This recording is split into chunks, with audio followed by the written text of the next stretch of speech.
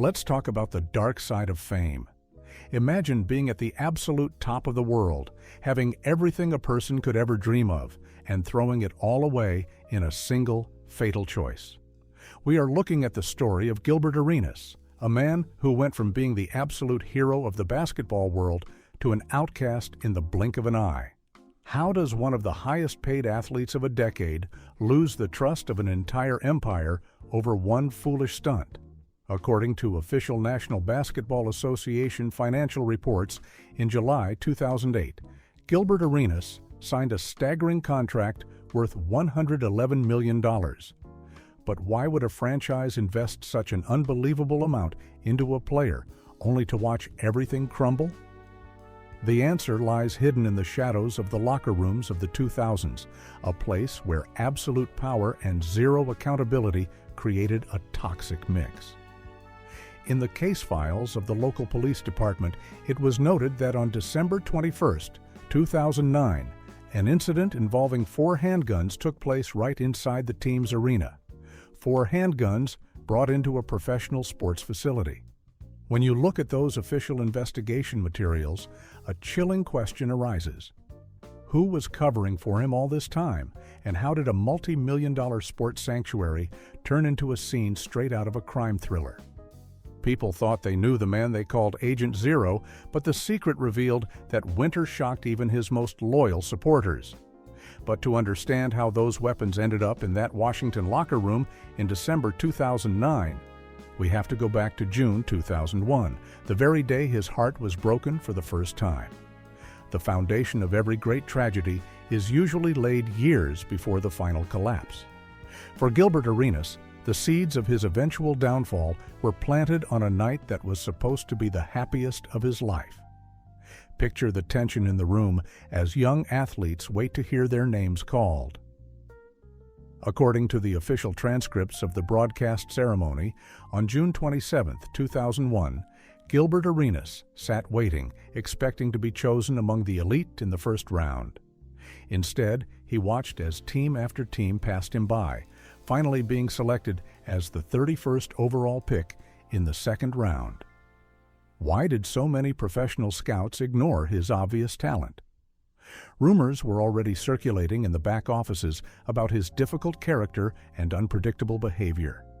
This public humiliation deeply traumatized the young player, breaking his spirit that night, but simultaneously forming an unhealthy obsession with taking revenge on the entire league.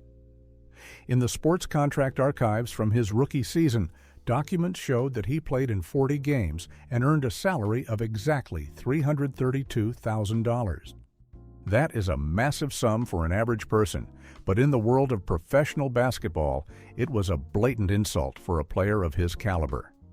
When you read those financial reports, you have to ask yourself, did the league unintentionally create a monster by severely undervaluing him from day one?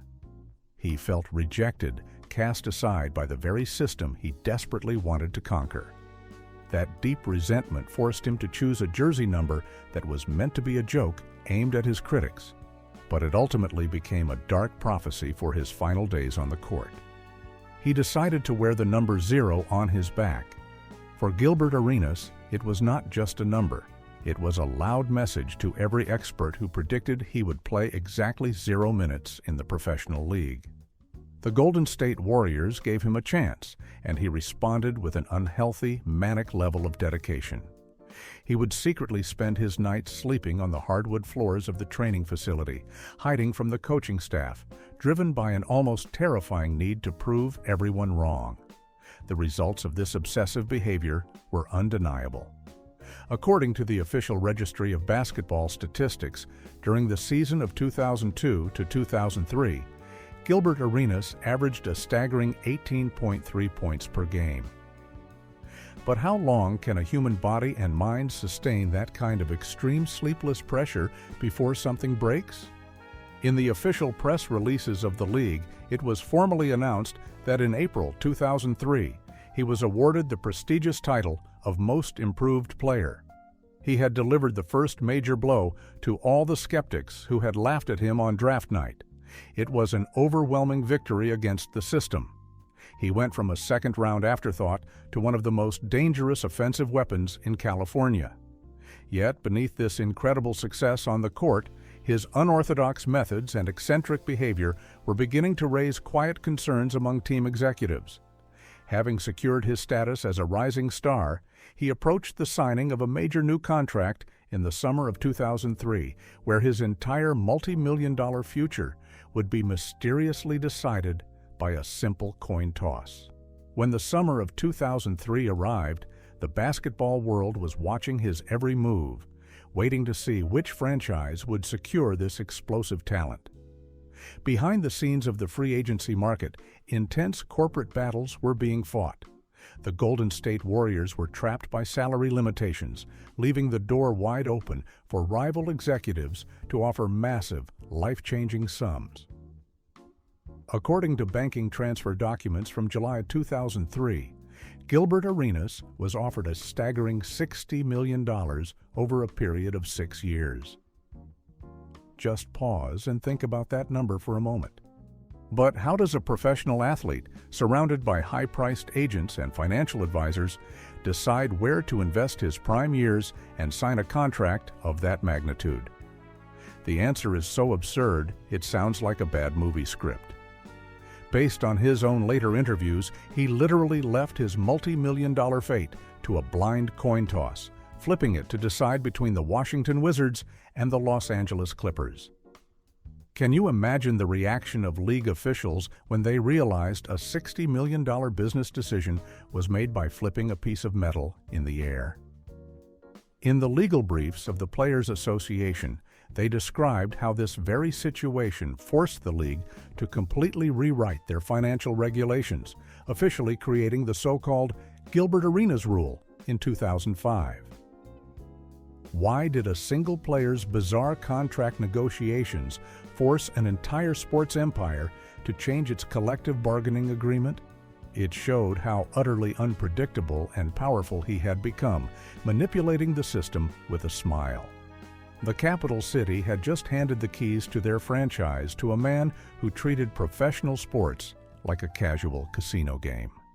However, this random toss of a coin brought him into a locker room where he would eventually gain absolute, unchecked authority, an authority that would pave the way for a catastrophic collapse in January 2010. Once he arrived in Washington, Gilbert Arenas transformed from a rising prospect into an absolute phenomenon, capturing the hearts of fans and dominating the headlines. He became the face of the franchise, playing with a level of flashy confidence that the city had not seen in decades. He was not just scoring points, he was putting on a theatrical performance every single night. In the official records of major sports media conglomerates, it was documented that during the 2005 to 2006 season, he averaged a jaw-dropping 29.3 points per game. But how does a player maintain that kind of relentless offensive output while constantly clashing with traditional coaching methods? He cultivated a media image as an eccentric outsider, writing personal blogs and giving bizarre interviews that made him a beloved, unpredictable anti-hero. He was the guy who would launch a shot at the final buzzer and turn his back to the basket before the ball even passed through the net. This theatrical arrogance made him a superstar, but it also masked the growing chaos behind the scenes. According to the execution protocols of the league's flagship weekend, in February 2005, he made his very first official appearance as an All-Star. When you look at those event logs, a troubling suspicion emerges. Did this overwhelming success convince him that he was completely untouchable? He was rubbing shoulders with the elite, living a life of absolute luxury and operating under the illusion that the rules simply did not apply to him anymore. He had the world in the palm of his hand, and the fans worshipped the ground he walked on. But while he was performing magic tricks on the hardwood, confidential bank statements and financial receipts would soon reveal that he was burning through his fortune as if tomorrow would never come. With millions flooding into his bank accounts, the lifestyle of Gilbert Arenas took a turn into the realm of the bizarre and the extravagant. We are not just talking about fast cars and expensive jewelry.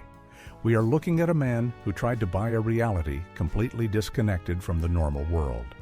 He built himself a golden cage filled with the strangest hobbies imaginable. In his own financial interviews from 2006, he openly admitted to spending $6,500 every single month just to feed and maintain a massive private shark tank in his mansion. Why would a professional athlete need a pool full of exotic predators in his living room? It paints a picture of a man who never heard the word no, a superstar who used his incredible wealth to buy the loyalty and silence of his enormous entourage. But his paranoia extended far beyond exotic pets. He became obsessed with preserving his body, resorting to extreme and expensive scientific methods. Glossy real estate magazine reports from the fall of 2006 detailed the installation of a high-tech hyperbaric chamber in his home, a piece of medical equipment that cost approximately $100,000. When you read the descriptions of this pressurized oxygen tent, you have to wonder, was this a genuine attempt to outsmart human physiology or the extreme paranoia of a player terrified of losing his physical edge? He was throwing thousands of dollars away on exotic fish and futuristic recovery machines, trying to shield himself from the physical toll of his reckless playing style. And while he desperately tried to buy invincibility with his massive fortune, his own body was silently preparing a devastating bill that he would be completely unable to pay in April 2007. Every tragic hero has that one moment of absolute perfection just before the final fall. For Gilbert Arenas, that moment arrived on a court in California, facing off against the greatest player of his generation, Kobe Bryant. The Los Angeles Lakers were an unstoppable force, but that night, the point guard from Washington decided to rewrite basketball history. The psychological warfare between the two superstars was intense, exchanging words and impossible shots under the glaring lights of the arena. According to the official protocol of the Referee Commission, on December 17, 2006, Gilbert Arenas scored an astonishing 60 points in a single game. When you look at that certified document, you have to ask, did this superhuman performance blind the front office to the physical toll he was taking on his body? He was absolutely fearless, driving to the basket with reckless abandon, absorbing heavy contact from giants. In the detailed post-game statistical reports, it was recorded that he made 16 out of 27 free throws that night. But why does that specific number matter so much in a regular season game? It proves that his entire strategy relied on crashing into defenders, sacrificing his joints for every single point. In the media reports from that month, journalists noted that he felt completely invincible, a player who could bend reality to his own will. This overwhelming triumph created a dangerous illusion, making the management ignore the warning signs of his heavy minutes. The applause was deafening, the victory felt absolute, but nobody knew that a catastrophic clock was ticking. The triumph seemed eternal until the spring of 2007, when a sickening sound during a game against the modest Charlotte franchise split his entire life into before and after. The human body can only withstand so much force before the mechanics finally give out. The explosive speed that made Gilbert Arenas a nightmare for defenders was the exact weapon that eventually destroyed him. The fatal moment did not happen in a glamorous playoff series, but rather during a routine, highly physical collision with Gerald Wallace. He went down hard, and the silence in the building was terrifying. In the medical conclusions signed by the club doctors on April 4, 2007, the diagnosis was officially registered as a torn lateral meniscus. When you examine those clinical files, a dark question arises. Why was a player whose entire identity was built on explosive jumping forced to return to the hardwood so quickly?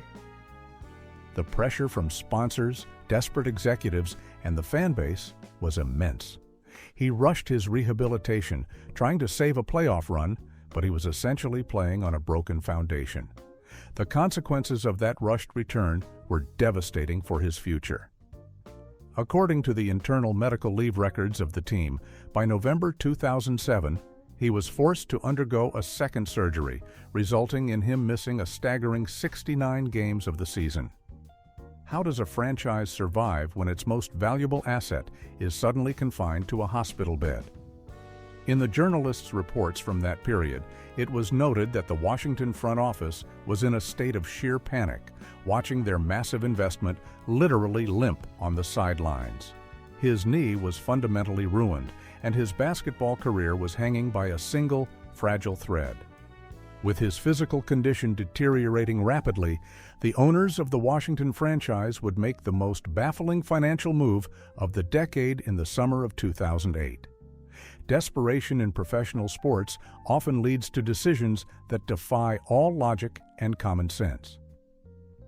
The summer of 2008 brought a massive dilemma for the legendary owner of the Washington Wizards. His superstar could barely run, yet the fear of losing him to another city paralyzed the front office. Behind closed doors, intense and completely irrational negotiations took place. In the official contracts registered by the league on July 13, 2008, Gilbert Arenas was awarded a monumental deal worth $111 million over 6 years. When financial experts review that binding document, the ultimate question is always the same. How could any medical staff clear a man with a ruined knee for a 9-figure commitment? The sports press ruthlessly attacked the organization, with reporters calling the deal an elaborate form of insurance fraud. They were paying an absolute fortune for a player who physically could not perform his duties on the court. The reality of the situation was much worse than the harshest critics predicted. According to the strict playing time statistics of the 2008 to 2009 season, the highest-paid player on the roster participated in exactly 2 games the entire year. How does a team justify spending tens of millions of dollars on a man who only steps on the court twice? In the internal memos leaked to the press, it was noted that the atmosphere in the front office was toxic, filled with regret and finger-pointing. Having secured his guaranteed millions, Gilbert Arenas found himself completely bored on the bench. Seeking his usual adrenaline rush away from the basketball court, he took his dangerous habits into the private cabin of the team airplane. Professional basketball teams spend countless hours miles above the earth, trapped in private jets crossing the country. What exactly goes on behind those closed cabin doors when the coaches fall asleep?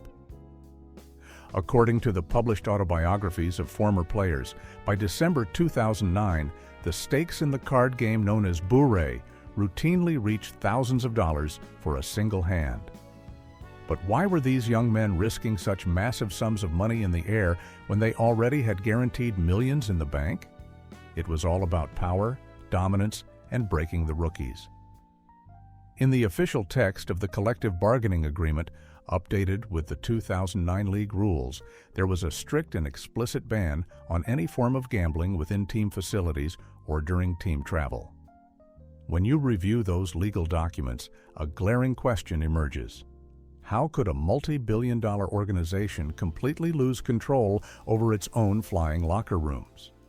Gilbert Arenas thrived in this chaotic environment. He was not just a participant, he was the ultimate instigator, a man who loved to manipulate his teammates and push their psychological buttons until they snapped. He used his massive contract as a weapon, throwing money around just to watch others sweat. As journalists noted in their investigative reports, this airborne casino operated without any consequences, a perfect recipe for a disaster waiting to happen. This flying den of high-stakes gambling functioned smoothly until December 19, 2009, when a man who felt he had absolutely nothing to lose finally took a seat at the card table. The atmosphere inside that pressurized cabin was already thick with tension after a grueling away game. The team was heading home, and the cards were dealt once again. Based on the sworn witness testimonies presented later in court on December 19, 2009, a bitter dispute erupted over a petty card debt amounting to exactly $1,100. But why would a man earning over $20 million a year risk his entire reputation over such a completely insignificant sum? It was never actually about the cash.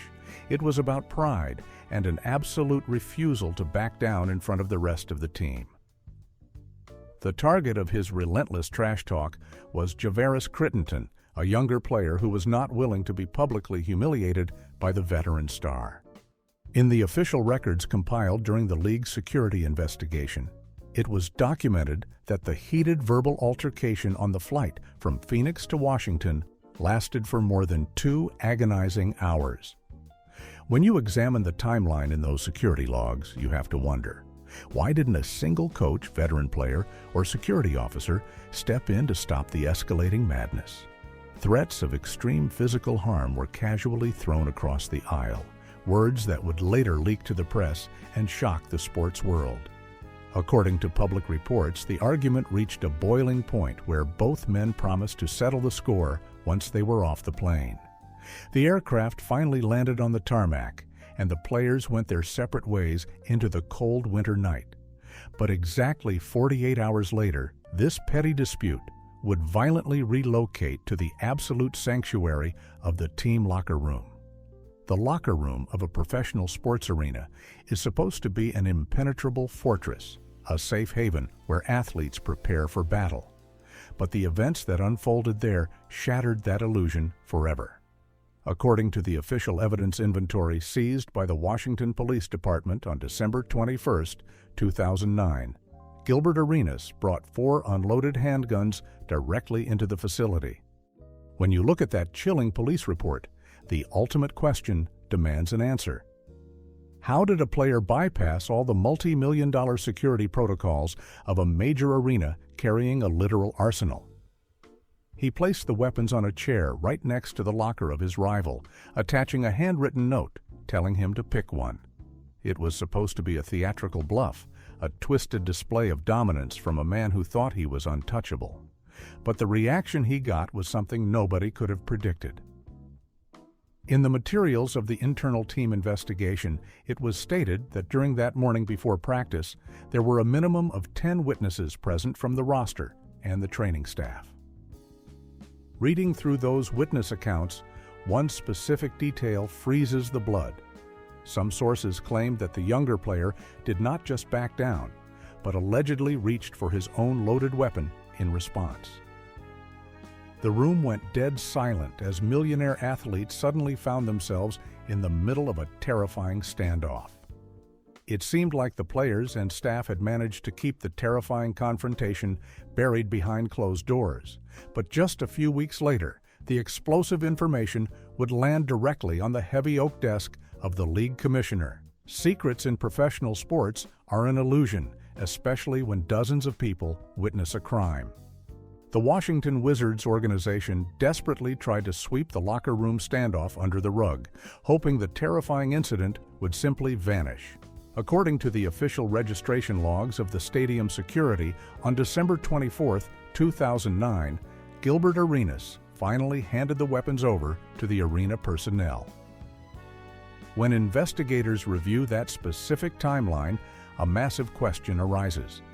Why did it take 3 full days to secure the firearms after the confrontation, and who exactly was hiding them during that critical window? He gave public interviews trying to frame the entire terrifying ordeal as a harmless practical joke, bizarrely claiming he only moved the weapons away from his newborn child at home. But federal agents and local authorities were not laughing at this unconvincing explanation. A sports management problem was rapidly mutating into a severe legal crisis. In the comprehensive reports published by major sports media outlets on January 1, 2010, the very first explosive articles about the locker room conflict hit the newsstands. Looking at the sheer panic those headlines caused inside the front office, you have to ask, was this an orchestrated leak by someone inside the organization who had finally had enough of his reckless behavior?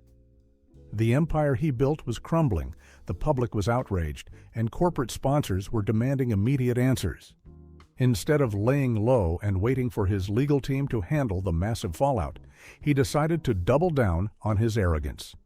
He clearly thought he was still the untouchable star of the capital city. But on January 5, 2010, he would commit an act of public defiance that the league office would interpret as a direct insult. There is a distinct difference between making a terrible mistake and openly mocking the consequences. As the federal investigation intensified, the public expected a humbled, apologetic superstar pleading for forgiveness. Instead, Gilbert Arenas walked onto his home court and cemented his status as a sports villain. According to the official broadcast protocols, on January 5, 2010, the team was preparing for a regular season match against the Philadelphia 76ers. When you watch the footage from that specific pregame warm-up, a completely surreal scene unfolds. Surrounded by his teammates in a circle, he crouches down, points his fingers like pistols, and pretends to shoot them while everyone laughs. Why would a man facing serious criminal charges deliberately recreate the exact offense in front of thousands of fans and dozens of high-definition cameras? That single photograph of the finger guns instantly circulated around the globe, becoming the defining visual image of the entire scandal. It was an absolute public relations catastrophe. In the confidential reports from industry insiders, it was noted that on January 6, 2010, an emergency closed-door meeting was immediately convened at the league headquarters. Looking at the frantic communications from that crucial day, you can almost feel the fury of the executives. How could they continue to market a family-friendly entertainment product when one of their highest-paid stars was proudly glorifying locker room violence?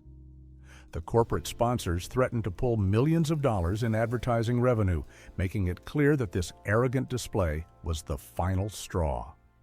The reaction from the iron-fisted commissioner of the league was swift and merciless, and by the very next day, the spectacular career of Agent Zero would be brought to a sudden, devastating halt. The absolute power of a sports commissioner is rarely unleashed in full force, but when it happens, the destruction is absolute. The league could no longer tolerate the massive media circus, and the punishment had to be a severe warning to every other player on the roster. In the official press release distributed by the Commissioner's Office on January 6, 2010, a historic decree of indefinite suspension was officially handed down, legally declaring Gilbert Arenas completely unfit to take the court. When legal experts dissect the wording of that unprecedented document, a chilling realization sets in. The administration was not just punishing him for bringing the weapons, they were systematically erasing him from the face of the sport. The financial hemorrhage that followed this decree was catastrophic. According to the strict financial audits of league fines, he began losing approximately $147,000 for every single game he missed.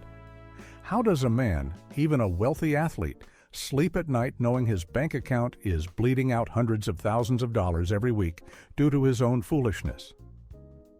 In the reports from financial journalists, it was documented that his major athletic sponsor, Adidas, immediately terminated his massive endorsement contract, literally scrubbing his face and signature shoes from all global advertising campaigns overnight.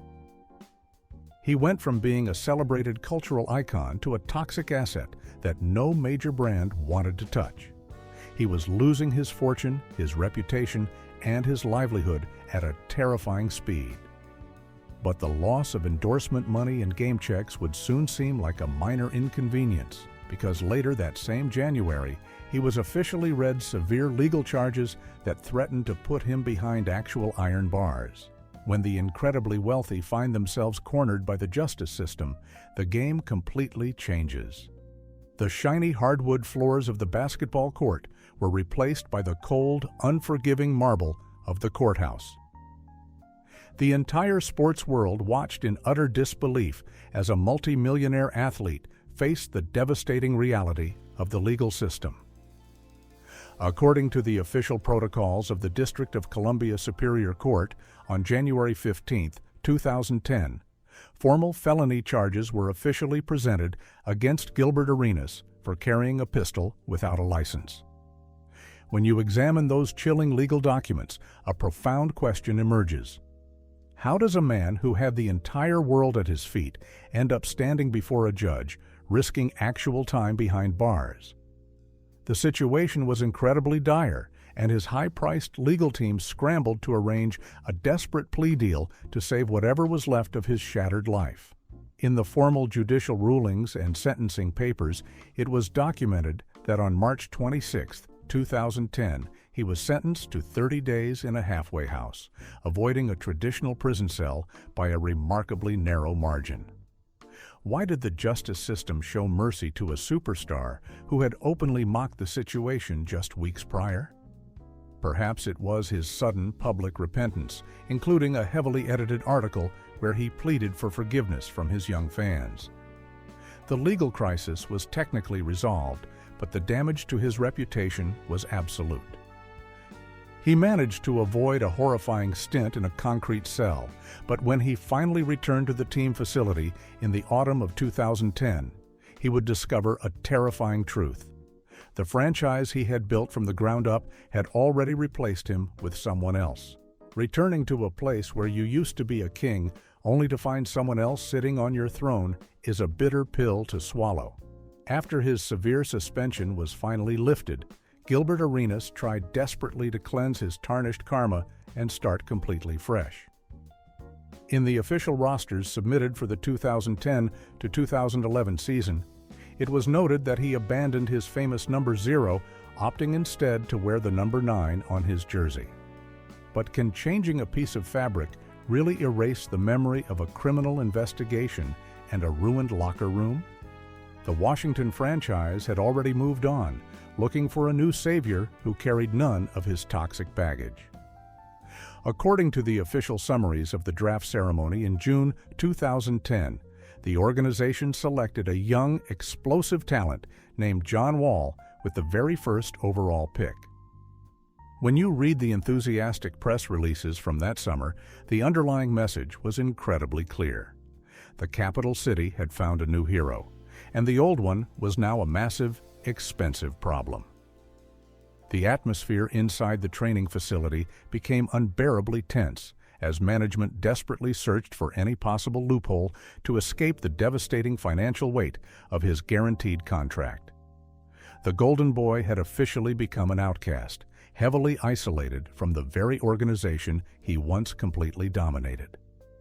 The executives in Washington secretly negotiated behind closed doors for several grueling months, and in December 2010, they finally secured an unbelievable escape route, an astonishing deal that would send him packing. When a team is desperate enough, they will find a way to make the impossible happen. The basketball community was completely stunned by a sudden transaction that seemed to come entirely out of nowhere. According to the official transaction registry of the National League, on December 18, 2010, a shocking trade was finalized, officially banishing Gilbert Arenas to the Orlando Magic. When sports analysts review the details of that specific transfer, a glaring question always surfaces. Why would a championship contending team in Florida willingly take on one of the most radioactive contracts in professional sports history? The hope was that playing alongside a massive star like Dwight Howard would somehow resurrect his magical scoring abilities and reboot his broken career. However, the harsh reality was far more tragic than anyone anticipated. His body simply could not handle the grueling physical demands of the professional game anymore. In the detailed statistical breakdowns of that season, it was thoroughly documented that across the 49 games he managed to play for the Magic, his average scoring output completely collapsed to a mere 8 points per game. How does a man who once effortlessly dropped 60 points on the greatest defenders suddenly struggle to reach double digits?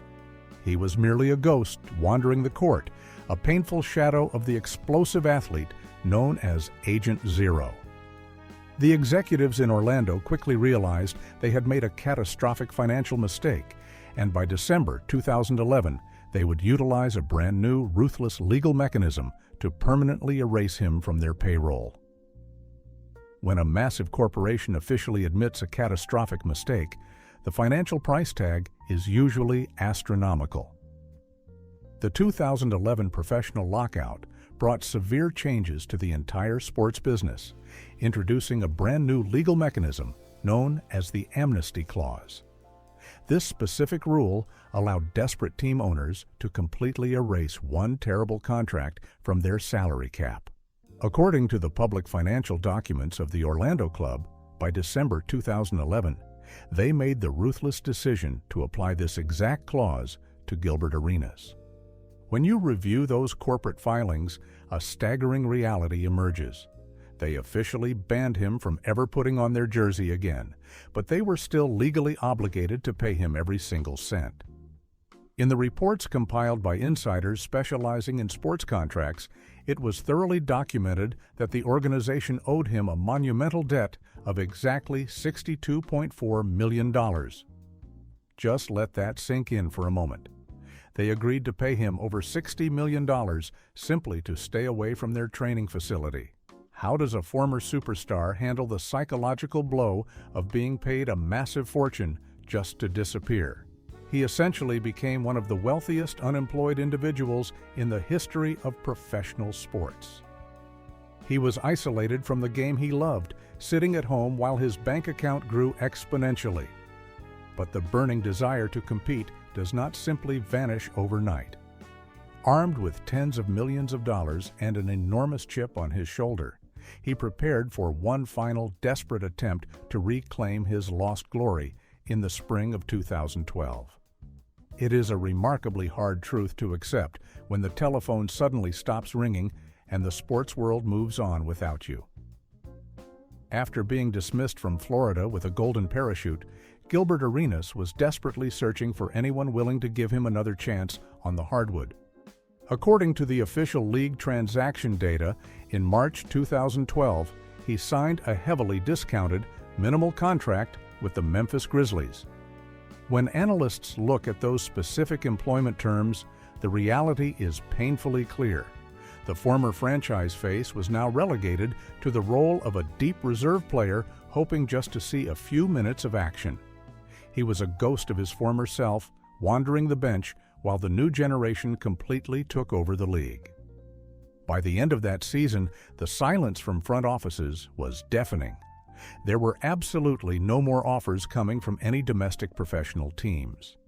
In the detailed reports filed by international sports agencies, it was documented that by the autumn of 2012, he packed up his bags and moved across the globe to play for the Shanghai Sharks in the Chinese Basketball Association.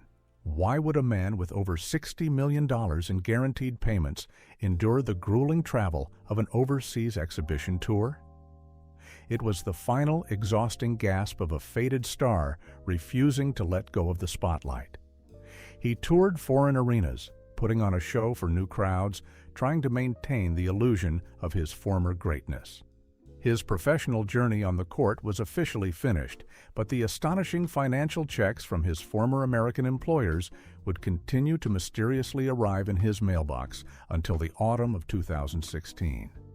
What exactly happens to a controversial athlete when the final guaranteed paycheck finally clears the bank and the stadium lights are permanently turned off? For many, it is the beginning of a tragic financial ruin, but Gilbert Arenas found a completely different path.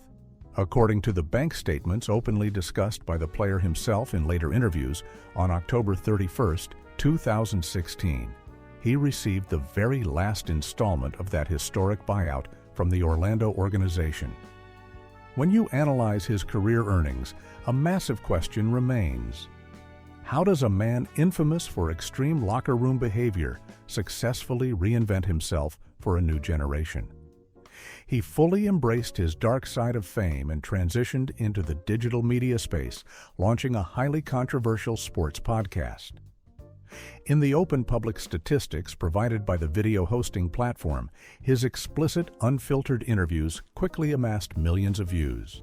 He began revealing the deeply guarded secrets of the league, confirming old rumors about the toxic culture, the massive gambling debts, and the wild behavior that executives desperately tried to hide.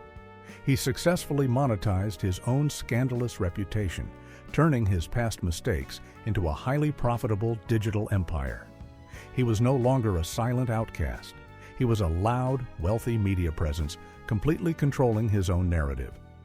He had survived the collapse of his athletic career and found a brand new stage, but the final verdict on his incredibly complicated legacy is a highly controversial subject that we must carefully uncover in the closing investigation. Every incredible story of rise and ruin eventually reaches its final page, leaving us to wonder what could have been. The phenomenon of the man they called Agent Zero remains one of the most baffling mysteries in the history of professional sports. He was a genuine scoring genius, a player who could absolutely dismantle the greatest defenses in the world, yet he systematically dismantled his own empire from the inside out. In the meticulously preserved historical archives of the National Basketball Organization, it is permanently recorded that he made exactly 3 appearances in the highly exclusive All-Star Game. When you see that number cemented in the record books, a lingering question haunts the mind. How many more times would he have stood on that elite stage if he had simply left his personal armory at home? The consequences of his actions extended far beyond his own ruined career. The terrified executives realized that the culture of the locker room had to change immediately.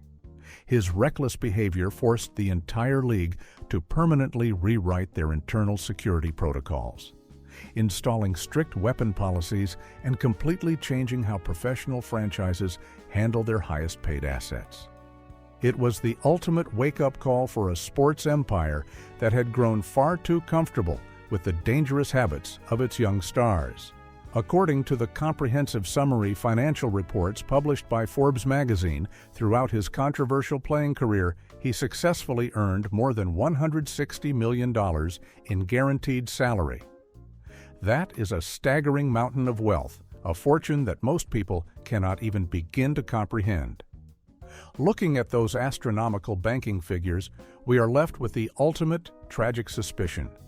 Did that unimaginable wealth completely blind him to reality, or did it simply reveal who he truly was all along?